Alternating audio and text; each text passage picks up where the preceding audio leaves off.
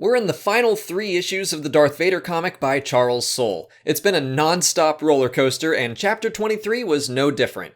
The past arc has been all about Vader building his castle with the help of an ancient Sith Lord spirit named Momin. His mask has the power to possess living beings, and in that way he guides the construction of the tower, and he promises Vader it will allow him to pierce the veil between life and death where he can see Padme again. But it's not as simple as I thought it would be. There's a lot of trial and error because Momin can't access the Force himself. He needs to guide Vader through the process. He goes through 8 designs, and every attempt to open the door to the other side ends in failure and destruction. And every time Vader kills whatever host Momin is occupying before finding him a new one, in a sequence that was actually pretty funny, especially when we briefly see the mask worn by a lava flea.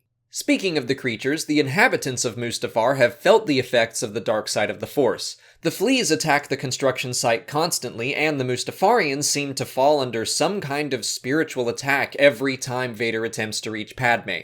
One of them might even be using the Force to protect his tribe, which is interesting, and I just like the idea that nature is fighting back, just knowing something is out of whack in their environment.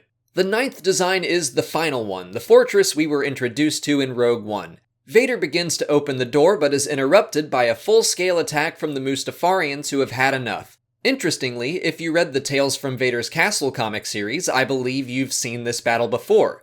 Vinay recalls the first raid on the castle not long after construction was completed. The warriors break their way inside but are, not surprisingly, wiped out by Vader. I think it's awesome to see a couple takes on the same fight, but I expect the Darth Vader comic will go into a little more depth.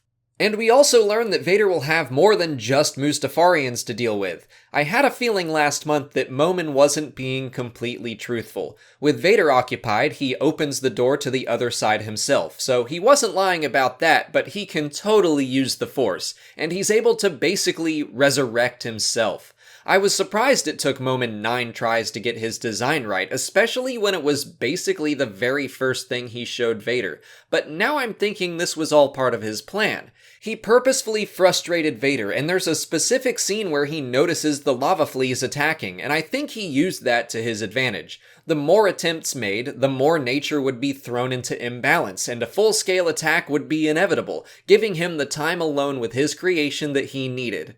So I imagine we're about to see a battle between the old and the new Sith. I'm a little relieved Momin betrayed Vader. He seemed too eager to help, and it just seemed a little selfless for a Sith. On the other hand, I think this raises a lot of questions about life and death in Star Wars. Does this mean anyone can potentially be resurrected?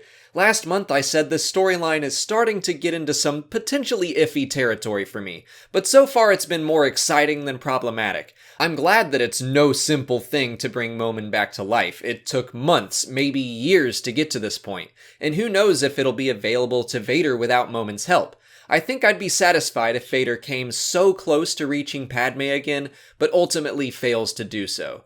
This is all kinda like the world between worlds to me. I mean, it's possible he is literally accessing the world between worlds, we don't know yet. And while I'm intrigued by this whole idea, I think the less we explore it, the better.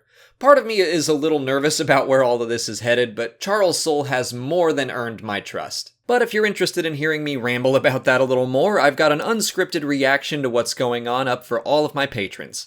With 2 more issues to go, this comic will be wrapping up in just over a month. I think it's telling that I've found myself covering almost every issue as it's been released, where most other comics I tend to cover full arcs at a time.